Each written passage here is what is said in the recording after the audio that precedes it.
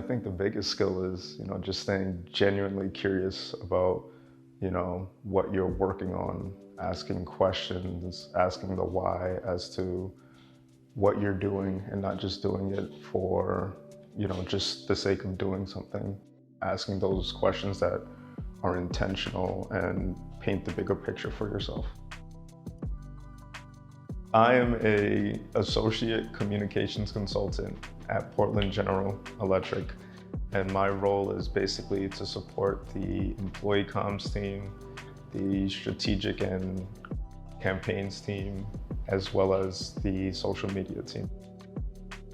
So PGE is the electricity provider for the city of Portland. And not only do they provide electricity, but they provide a whole bunch of different programs for residents of the city of Portland to, electrify their homes and make choices that lead to a cleaner future.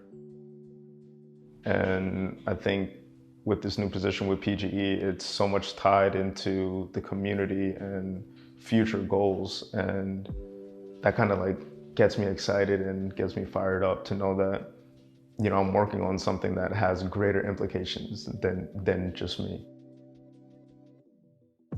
Just being in communications, I think, whatever you're communicating about, you have to have enough background knowledge on your subject to be dangerous and to be considered, the expert on it. And then at the same time, you have to understand who you're actually speaking to, so your audience and your key stakeholders and what they care about, and coming to, a middle ground where you take your expertise and you take your knowledge of what the, customers want, coming to a medium and finding a way to communicate messages that are important to the brand, but also important to, your consumers.